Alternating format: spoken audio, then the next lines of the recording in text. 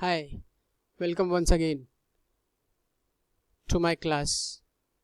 Today we are going to see sexual reproduction and vegetative reproduction in Spirogyra. As I told you in my last lecture that there is no asexual mode of reproduction in case of Spirogyra. Spirogyra shows only vegetative and sexual means of reproduction.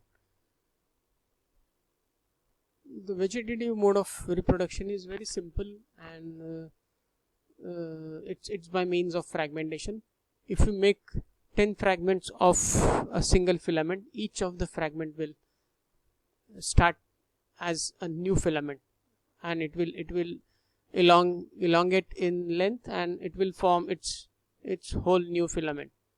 So this is very easy and very straight way of reproduction or vegetative kind of reproduction seen in Spirogyra. Spirogyra shows sexual mode of reproduction only when there is a sign of end of the season or end of the monsoon period. At that time it will show you the sexual mode of reproduction, and it is called as conjugation because Spirogyra is considered as a primitive alga, primitive among chlorophyta, and it is considered as isogamous. Isogamous means both the gametes are morphologically and physiologically almost same, but sometimes we can see the behavior like anisogamy. That means the male and female gametes behave differently. We'll see that in due course of this particular lecture. Conjugation here is of two types: scalariform conjugation and lateral conjugation. As the name suggests, scalariform conjugation, scalary means ladder. So it forms actually a ladder of two filaments which are standing end to end for the conjugation purpose.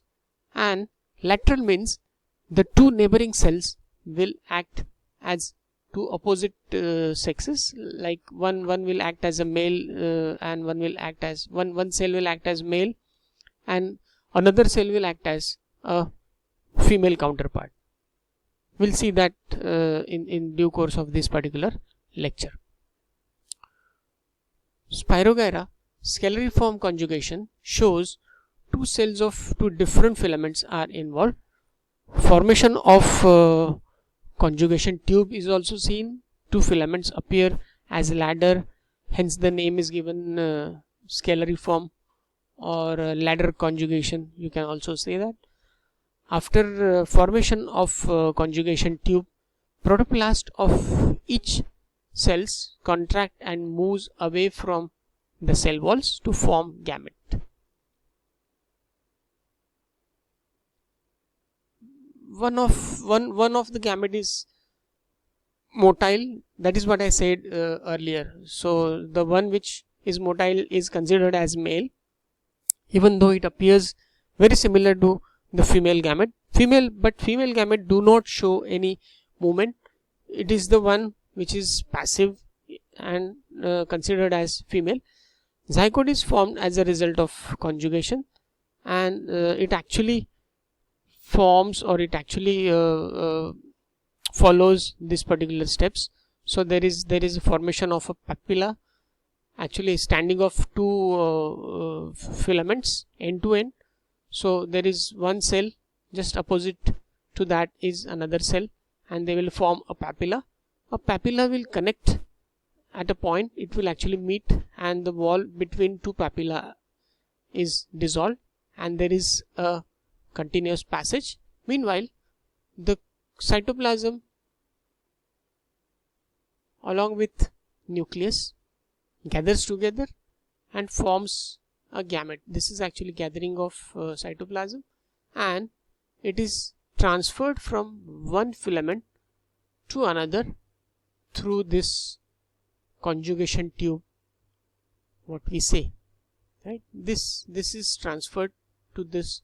So this is considered as a female filament and this is considered as male filament, and male will pass all its content as a male gamete into the female cell and will meet with the female gamete and will form a zygote. This is actually zygote formation.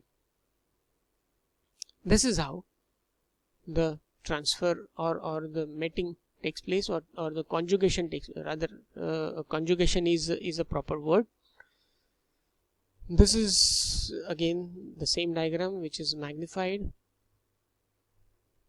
Next is yet another look that was actually diagrammatic. This is actual photograph taken in under microscope, under the field of microscope. Can you see this empty filament? This is of Spirogyra. This is male filament which has actually transferred all its content to the opposite filament, what we call female filament, and these are the zygotes which are 2n, that is they are 2n, they are diploid. So gametes are haploid, and when they fuse together, that means n and n, they together they will form 2n. So zygotes are 2n. This is yet another photograph under microscope. This is zygote, empty filament. Obviously it is a male filament. This is female filament. This is yet another diagrammatic representation. Under Spirogyra lateral conjugation, two adjacent cells are involved. As I told you early, one will behave like a male gamete and one will behave like a female gamete or female cell. Otherwise the process is same as it was in earlier conjugation, that is scalariform conjugation. And this is how the photograph, this is how it will look like. This is actually one cell, this is protuberance, this is another cell.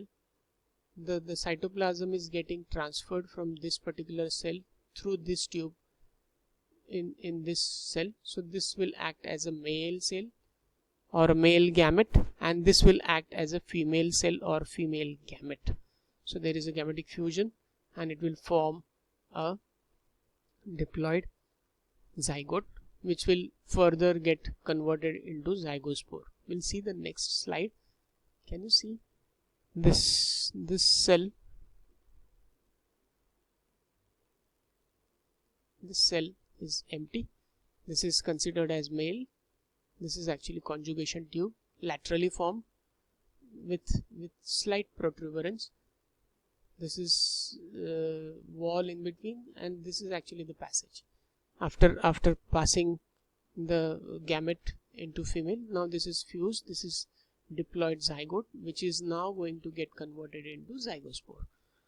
The conjugation, whether it is scalariform or a lateral conjugation, it takes place at the end of the season, that is at the end of monsoon season, to tide over the unfavorable season, because now there is chances that the water is going to dry up fast as soon as the monsoon gets over. Appearance of winter, then appearance of summer. So these two seasons are unfavorable for Spirogyra growth. So to tide over this unfavorable period, it will form a zygospore which will remain or which will rest during this unfavorable time, and it will break open and it will germinate once again, and before that it will undergo meiotic division and will form haploid spores which will germinate actually at the appearance of monsoon once again, and will germinate into new Spirogyra filaments in next season. This is how the Spirogyra life cycle goes on. So by the end of this particular slide, we are now at the end of Spirogyra life cycle. This is yet another actual photograph under microscope with conjugation tubes. Can you see them very clearly here? Yes. So this is what is its zygote or zygospore, rather we can say. That with that we come to an end of life cycle of Spirogyra. Thank you so much for patient listening. See you next time.